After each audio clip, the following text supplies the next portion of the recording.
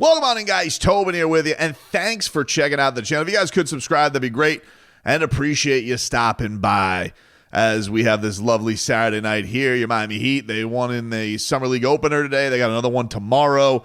We recapped that in another video. If you guys want to go check that out, we got into all of that. But today, Heat social media was set ablaze because the great Ira Winderman, who referred to me as the Ranter 2 weeks ago when I saw him in the media room on draft night. Well, the next time I see Ira, I may refer to him as the Detonator, because Ira Winderman basically threw the old John Morant style blow up the Heat. Well, specifically Bam Adebayo. He wrote basically the column of should the Miami Heat consider moving on from Bam Adebayo. And look, my first reaction to it is no. I don't think the Miami Heat should do that. And that's basically, going off of a couple of things. One, I think Bam Adebayo has shown himself to be a key contributor to very, very, very good teams. I don't look at, when you're building this thing out, I don't think anybody looks at Bam and thinks, yeah, that guy's going to be a problem come playoffs. That's going to be a problem. We're not going to need that come contending for a championship. And I do think that when you're building your teams out, and especially deciding on who you invest in, while it may not be like the flashiest investment for the Miami Heat to have max money dug into him, for a fact the guy's never going to be played off the court in a playoff series. He's one of the best defenders in the league. He's one of the most durable stars out there, with stars dropping like flies left and right. What has Bam missed? Like, he's had one significant injury in his career because of a fluke thumb injury. The guy keeps himself in just incredible, impeccable shape. He's always available. And he's the captain. Like, he's the captain of the Miami Heat.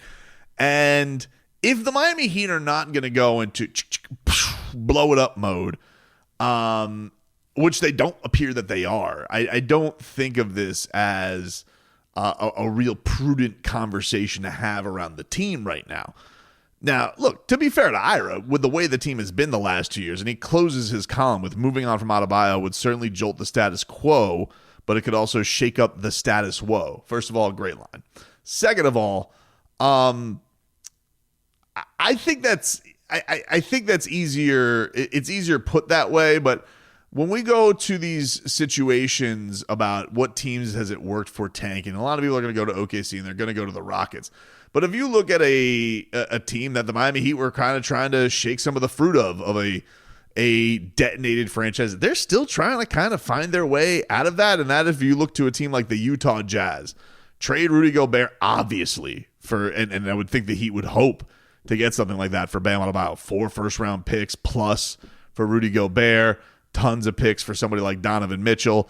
But they traded those two keystones, and they are still trying to find their way out. And they have just drafted somebody who's kind of happy to be there. I don't really know where they're at with that. And having their own pick this year, should they be as worried if it does get to a point at some point this year, if it's looking bleak? Do more things go on the table, or do they kind of hold things back a little bit, a la a Dallas, a la a Philly, and then see what that reset looks for them next year? Sure.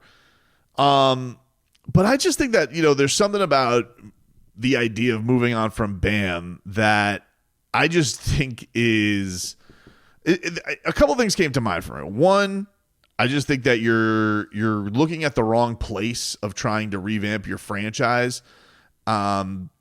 Because you've seen what his value is over several postseason runs that have gone deep. Whereas you look at the other guy who's going to get paid real soon in Tyler Herro, and we haven't really seen that, since his rookie season. There's been flashes, a couple of moments, maybe in 22, where the Heat come up short, and then he has the groin injury, and maybe he would have come back for the finals.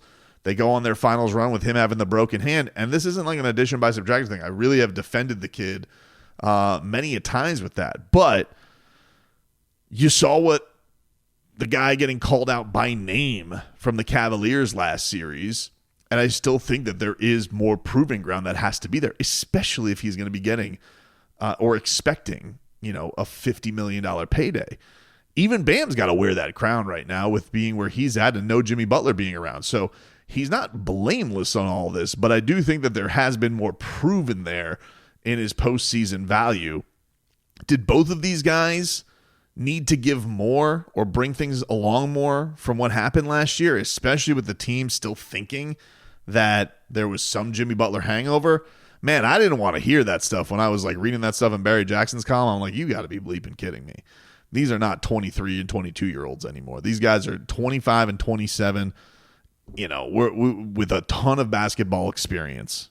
So maybe they were put into new places. But the other thing with Bam is the Heat have never really been in that position, right? Like where the guy who's an all-star in his prime, they're just moving on from. And the only time, like I'm trying to think of, like, I guess trading Glenn Rice for Alonzo.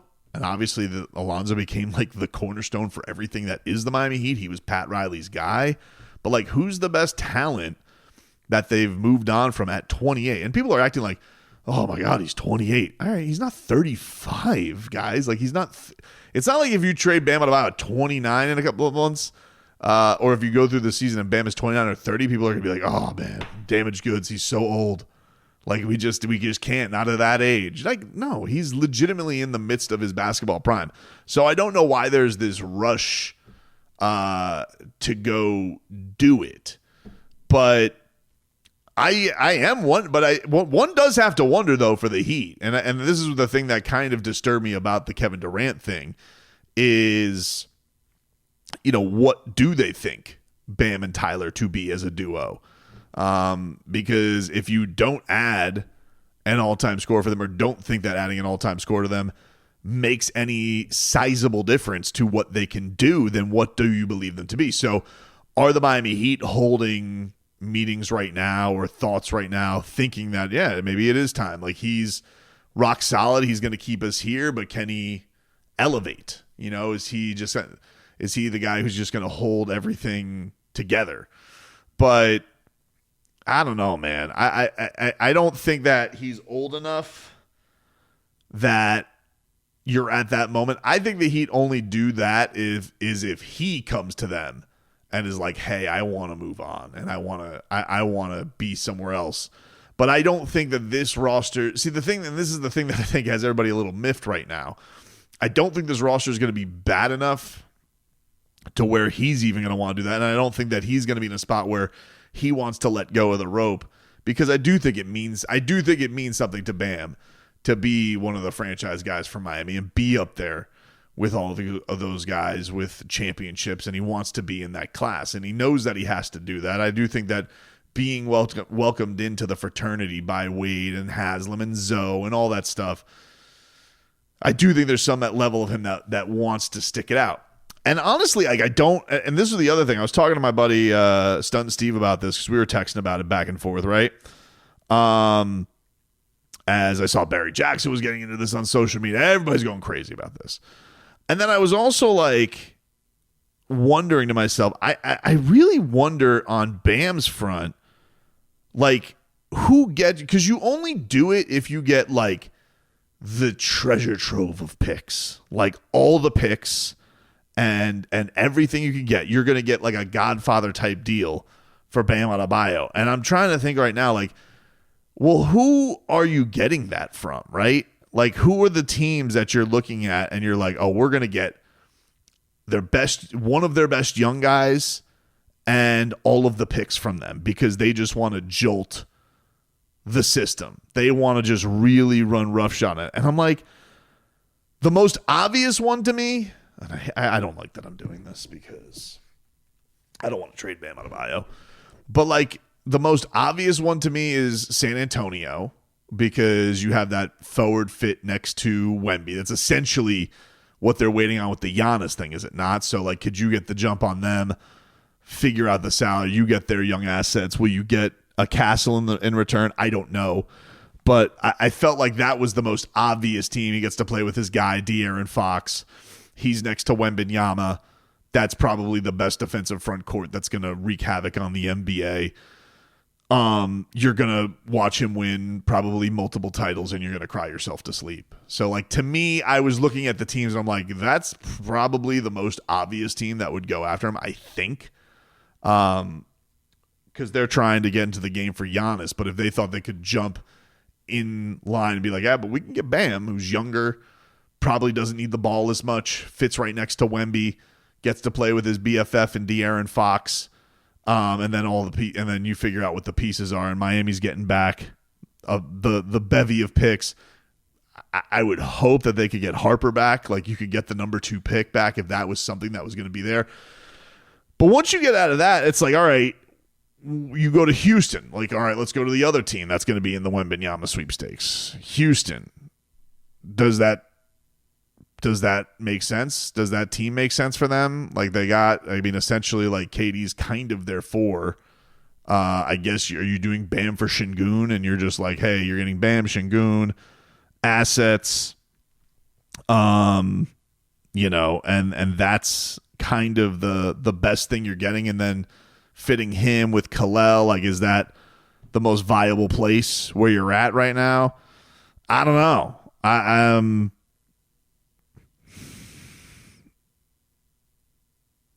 So, I mean, like, could you get Eason back in that trade? That's a tough. I just don't know that they're a team that's looking at Adebayo and things like, yeah, that's obvious. Boston, I think that's the thing that probably if you're Miami, like, you're not even going to think about dealing him to Boston because that just feels like you're putting him with Jason Tatum and that's going to ruin your life. And, like, are you going to get Jaylen Brown back in that deal? Like, what are the pieces of Derek White? Like, we're going to trade fucking Bam Adebayo for Derek White. Like, so I don't know. And just the idea of him in that green just makes me literally want to vomit all over my computer, which I just don't want. Indiana's got really nothing to trade. Lakers don't have enough picks. OKC, they have Chet. They just won. Why would they want to do that? The Clippers. I mean, the Clippers have Zubac, who just had a really, really good season. Made all defensive team over Bam Adebayo, which is a joke. But, like, what are the pieces that they got that you're just like, ooh, yeah, that's good. That's the thing that wets me whistle. It makes me feel absolutely fantastic about this situation. Like, I don't know. I don't think that they got anything that really intrigues Miami.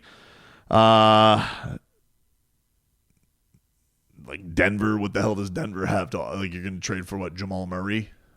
And I mean, he's going to be new Aaron Gordon. I mean, they just trade MPJ to Brooklyn. Minnesota trading Randall to Miami and their picks. Dallas, you could do an AD for Bam swap, a little bit younger with Cooper Flag, and then he could flip AD. So, like, I'm just saying this because I'm going through teams. Like, there's not a lot of teams. I'm just saying it like this. Like, there's a lot of teams I look through this and I'm like, I don't see a ton of teams you can get a haul for Bam Adebayo for, like a king's ransom. Maybe Detroit. Like, if Detroit wanted to speed things up, like they just invested obviously getting Duncan Robinson. And, could you pry Duren from them? And because Duren plays basically like rookie and sophomore Bam Adebayo. So could you get like Jalen Duren, bring him in? Does that fit with Khalil Ware?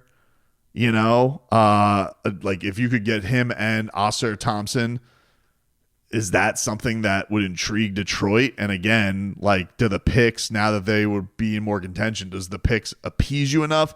And then the only other one that I thought was like, so I think it's San Antonio would make a ton of sense if they were going to do it. And again, I hate having this conversation. And then I'm going to say how much I hate this conversation.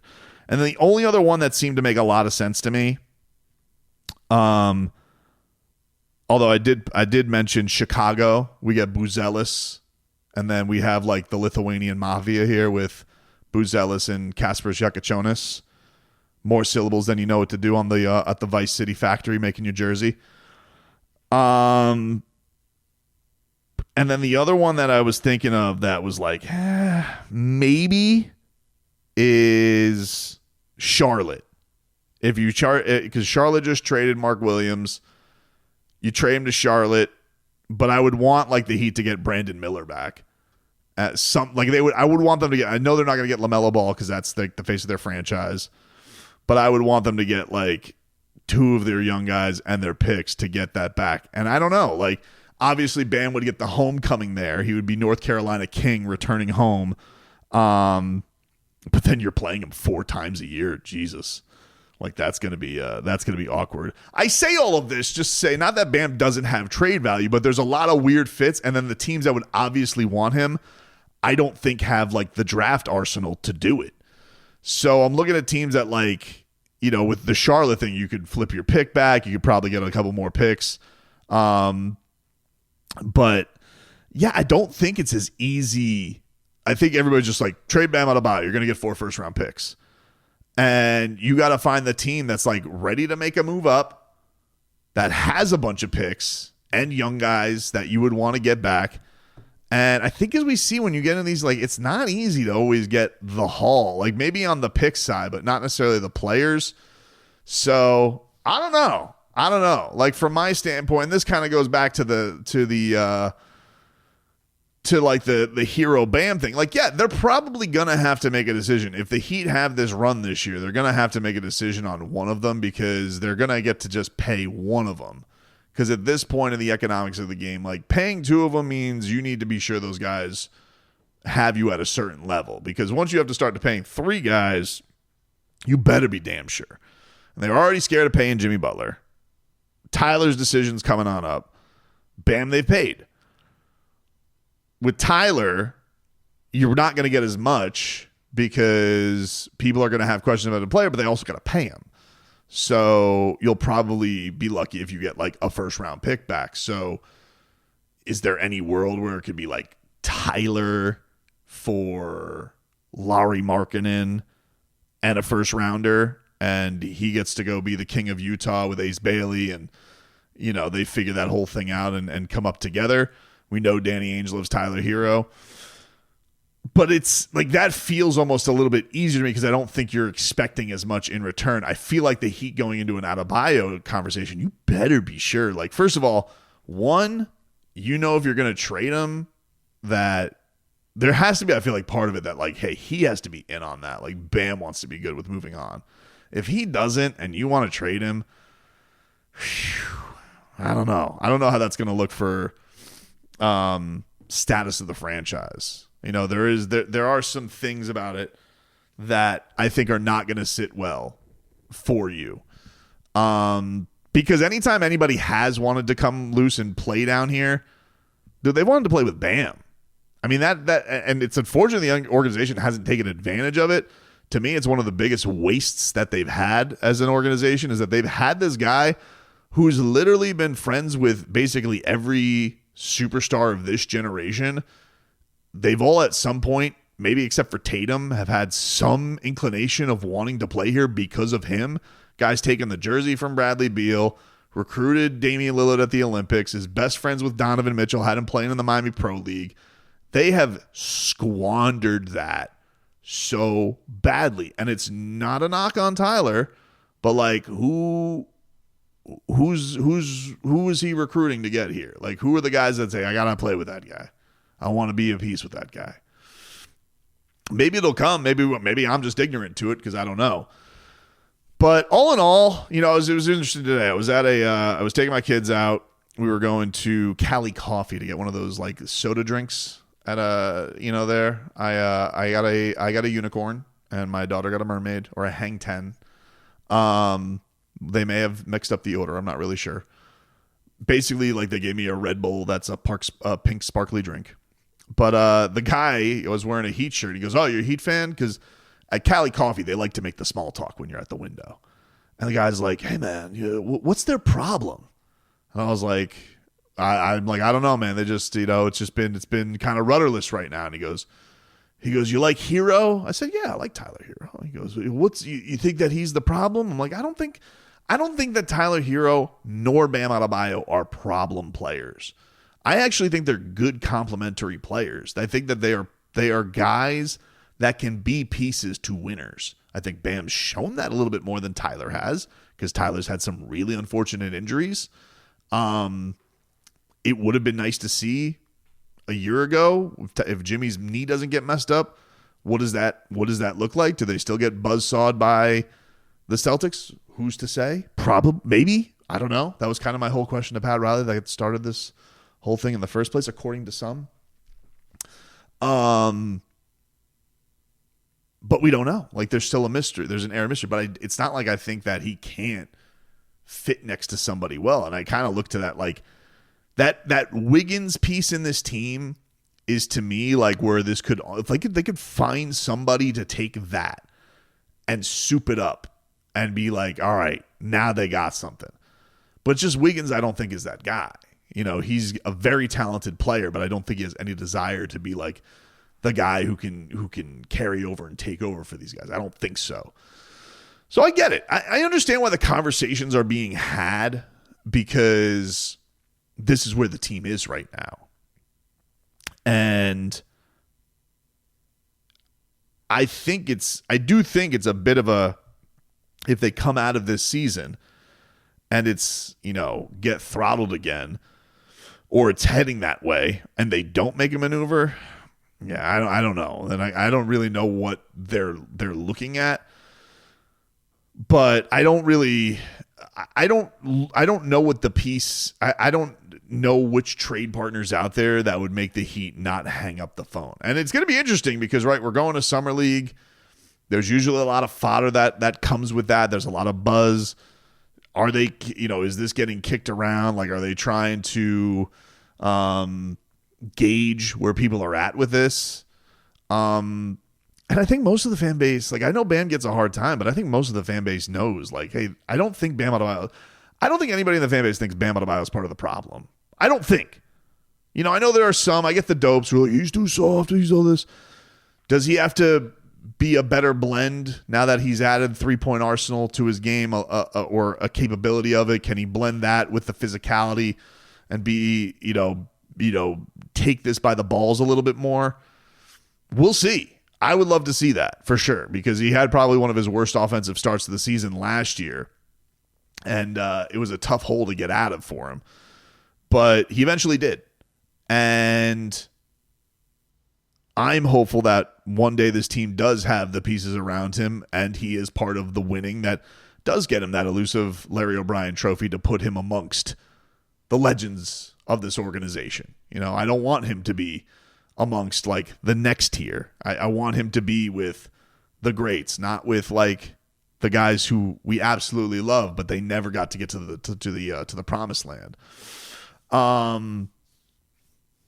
But yeah, I don't think that they're there yet, unless he meets them in Vegas and he's just like, what is this? Because look, to be fair, he did say after the season, he was like looking around, he goes, oh, I think there's going to be a lot of changes, and he was even encouraging. He's like, yeah, you ask Pat Riley that and you get back to me. I want to know what he says. I'm curious to see what he says. Well, Pat Riley said, we're not going to run it back, but the roster construction would say otherwise. The thing I will say, though, is, it is possible we're in for a rough year. I'm not going to gauge this off of one Yakachonis preseason game or summer league game, because that would be silly. I've seen plenty of summer league stinkers, but it is counting on a rookie, and now he's added through. You could just see, like, the difference in the guys who are playing their second summer league to the first. It's very noticeable. But ultimately, I guess my take is this. I'm not trading Bam Adebayo. Not yet. I don't think that they're at that lever yet.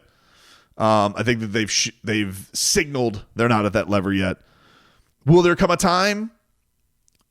Yeah, there's obviously going to be a time where it probably gets to that if this continues down this path. I don't think you're there yet. And I also, like, again, I think I ran over the team. Like, if I missed one, let me know. Like, I mean, if anybody sees a more viable, like, obvious trade partner that's going to swoop in and give you the king's ransom for Bam, but I'm not seeing a ton of options there. I'm not seeing it's much easier for me to signal like, oh, you could trade such and such to that team for this and a pick. But like the King's ransom, Rudy Gobert, Desmond Bane, like, holy crap, I can't believe that's what you got. I don't think there's a lot of those out there. You know, there's going to be probably the team that misses out on Giannis whenever the hell he decides he wants to leave Milwaukee. And so if you could entice a team and it's just too good for the Heat to turn down, okay, but I'm going to tell you this. Be prepared for wherever you trade him to, that guy's going to be holding a trophy. Probably not the Hornets. If he did get traded to the Hornets, that's not going to happen. But you will have to face him 4 times a year, and he'll probably kick your ass a lot. But if he got traded to the Spurs, and then, I mean, to think that Greg Popovich wouldn't even want him on Team USA, and then one day helps lead Popovich to a championship, him and Wembanyama, that's going to make me sick to my stomach. Because be honest, like, if the Heat do have to trade one of their all-stars, you know, that's the one that scares you the most. Like, if you traded him to either San Antonio, I don't think they would ever trade him to Boston, but you'd be like, oh no, this guy, he's gonna do everything, and everyone's going to sing him to high praises, and he's going to get all the love that he never got nationally, and title odds are going to be shrinking everywhere because people are going to throw money on that team. You better hit on those hicks that you get, because it doesn't work for everybody, dude. I know it doesn't work for everybody, and I'm pissed off, and I don't like the mediocrity as much as anybody. I think I've made my feelings known. But I think more of my anger went towards, because I believe in Bam and Tyler. I just know that they needed somebody else, and the organization doesn't seem like they want to jump both feet in, and that kind of pisses me off. But hey, look, it's going to get to a point where you're going to have that conversation. He's going to have that conversation with them. Is it now? I don't think so. But, you know, the Hornets' nest was stirred up today thanks to the detonator, Ira Winderman. I'm calling you that next time I see you in the media room, dude.